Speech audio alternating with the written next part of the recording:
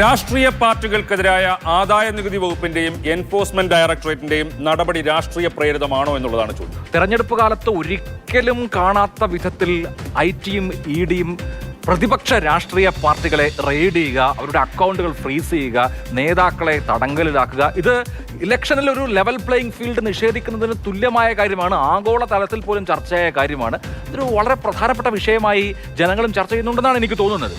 മറ്റു രാഷ്ട്രീയ പാർട്ടികൾക്ക്, പ്രതിപക്ഷ രാഷ്ട്രീയ പാർട്ടികൾക്ക് പ്രവർത്തിക്കാൻ തന്നെ കഴിയാത്ത രീതിയിൽ, ഫണ്ട് കണ്ടെത്താൻ കഴിയാത്ത രീതിയിൽ, ഉള്ള ഫണ്ട് ഉപയോഗിക്കാൻ കഴിയാത്ത രീതിയിൽ അവരെ ശ്വാസം മുട്ടിക്കുന്നു എന്നുള്ളതാണ് നമ്മുടെ രാജ്യത്തുണ്ടായ കാര്യം. ഇതിനെക്കുറിച്ച് ജനങ്ങൾ എങ്ങനെ പ്രതികരിക്കും? ജനങ്ങളുടെ അഭിപ്രായം എന്താണ്? ഐടി ഇഡി നടപടികൾ രാഷ്ട്രീയ പ്രേരിതമാണോ എന്ന കാര്യത്തിൽ ജനങ്ങൾ എന്ത് പറയുന്നു എന്ന് നോക്കുമ്പോൾ ആണ് രാഷ്ട്രീയ പ്രേരിതമാണ് എന്ന് ചിന്തിക്കുന്നവരാണ് കൂടുതൽ. 59% പേരും ഐടി ഇഡി നടപടികൾ രാഷ്ട്രീയ പ്രേരിതമാണെന്ന് പറയുമ്പോൾ അല്ല എന്ന് 24% പേർ മാത്രമാണ് പറയുന്നത്. അതായത് ഈ നടപടിയിൽ ജനങ്ങൾക്ക് രോഷമുണ്ട്, പ്രതിഷേധമുണ്ട്, അമർഷമുണ്ട്. അവർ ഈ ഒരു കാര്യത്തിൽ അതും വോട്ടിങ്ങിൽ പ്രതിഫലിക്കാം.